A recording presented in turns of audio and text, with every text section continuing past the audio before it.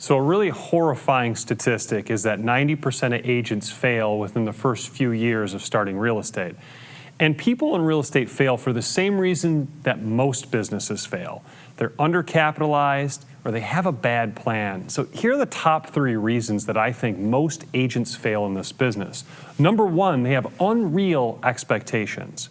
They grab a license and they think they're going to start making money week 1, month 1, quarter 1.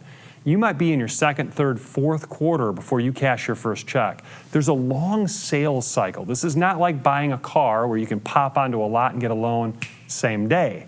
The process of financing is arduous. The process of finding the right home for a buyer, it's not just walking onto a lot. You got to go out there and find it. So I want you to have very realistic expectations as you get into this business.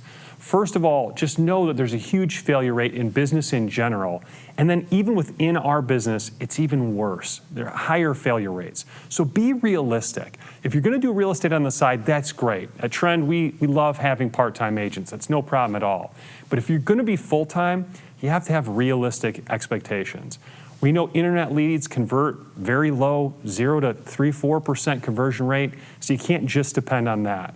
We know that door knocking can be brutal in Southwest Florida. We know that making outbound phone calls can be exhausting.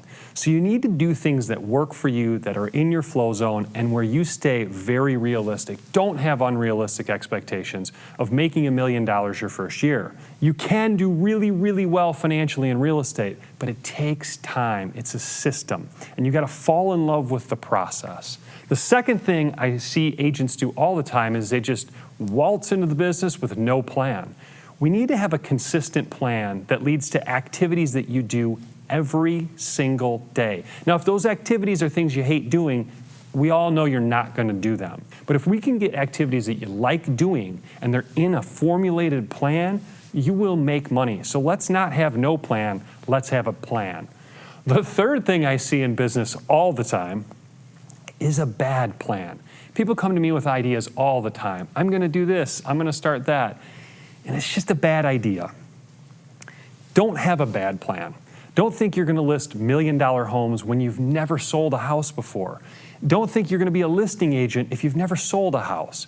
Maybe you want to start on the buy side. Maybe you want to work under somebody. Maybe you want to join somebody on a team.